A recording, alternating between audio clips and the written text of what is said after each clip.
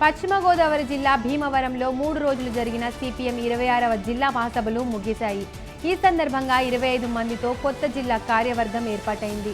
జిల్లా కార్యదర్శిగా జేవిన్ గోపాలన్ ఏకగ్రీవంగా ఎన్నికయ్యారు.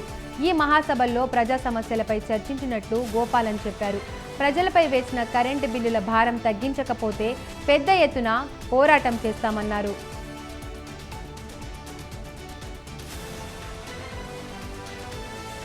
నిర్మల్ జిల్లా మేడంపల్లి సదర్బాట్ ఆయకట్టులో పంటకు సాగుకు కడెం ప్రాజెక్టు ఎడమ కాలువ నుండి 400 క్యూసెక్కుల నీటిని ఎమ్మెల్యే బొజ్జ పటేల్ విడుదల చేశారు. రైతులకు వారబందీ పద్ధతిలో యాసంగి పంటలకు సాగునీటిని విడుదల చేసినట్లు బొజ్జ పటేల్ చెప్పారు.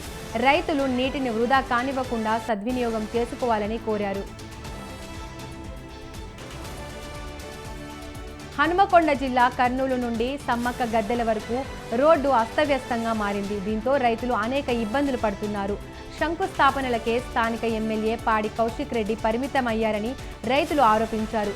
కౌశిక్ రెడ్డి ఇచ్చిన హామీ 1000 కోట్లు కాదని తమ పొలాలకు రహదారి ఏర్పాటు చేయాలని రైతులు కోరారు.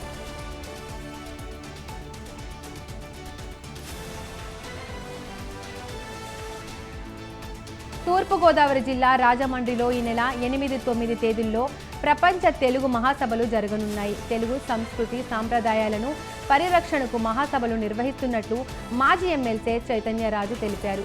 వరుసగా 2వ ఏడాది జరిగే తెలుగు మహాసభల ప్రారంభోత్సవంలో మాజీ ఉపరాష్ట్రపతి వెంకయ్య నాయుడు పాల్గొంటారన్నారు. సభలో 560 మంది కవులు హాజరవుతారన్నారు.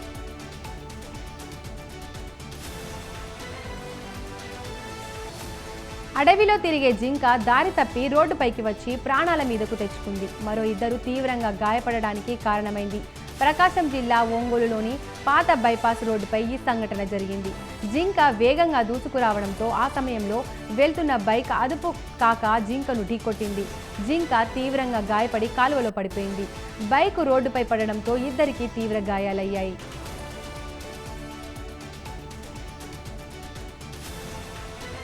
పల్నాడు జిల్లా సత్తెనపల్లి అమరావతి బ్రాంచ్ కెనాల్లో ఈతకు వెళ్లి 2 మైనర్ బాలురు గల్లంతయ్యారు. కాలువలో ఈతకు దిగిన 5 బాలలతో 9వ తరగతి విద్యార్థులు గోపీచందు, చరణ్ గల్లంతయ్యారు.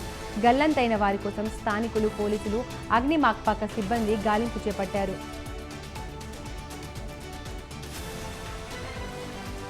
కరీంనగర్ జిల్లా వ్యవసాయ శాఖ 4వ తరగతి ఉద్యోగుల సంఘం టేబుల్ క్యాలెండర్ ఆవిష్కరణ జరిగింది. టీఎన్జీఓ జిల్లా అధ్యక్షులు దారం శ్రీనివాస్ రెడ్డి ఆధ్వర్యంలో ఈ కార్యక్రమం జరిగింది. ఉద్యోగుల సమస్యలపై సంఘటితంగా పోరాడతామని ఉద్యోగులకు శ్రీనివాస్ రెడ్డి పిలుపునిచ్చారు. నాయకుడి కోసం ఎదురు చూడక్కర్లేదని, బాధ్యత తీసుకొని పనిచేస్తే మనమే నాయకులం అవుతామని ఆయన అన్నారు. ఆంధ్రప్రదేశ్ ఐక్య ఉపాధ్యాయ ఫెడరేషన్ 17వ రాష్ట్ర విద్యా విజ్ఞానిక సర్వోత్సవ మహాసభలు కాకినాడ పిఆర్ డిగ్రీ కాలేజీ మైదానంలో ప్రారంభమయ్యాయి. 4 రోజులు ఈ మహాసభలు జరుగుతాయి. ఎమ్మెల్సీ కేఎన్ లక్ష్మణరావు ప్రారంభ ఉపన్యాసం చేశారు. యూటీఎఫ్ కార్యకర్తలు విప్లవ గీతాలు ఆలపించారు. చిన్నారుల నృత్య ప్రదర్శనలు అందరినీ ఆకట్టుకున్నాయి.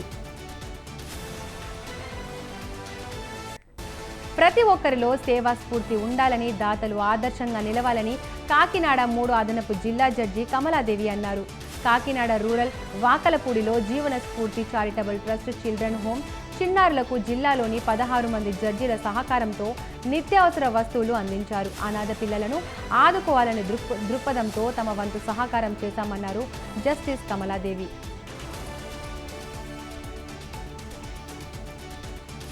రైతు సంక్షేమమే ధ్యేయంగా కాంగ్రెస్ ప్రభుత్వం పనిచేస్తోందని ఖానాపూర్ ఎమ్మెల్యే వెడ్మ బొజ్జు పటేల్ అన్నారు.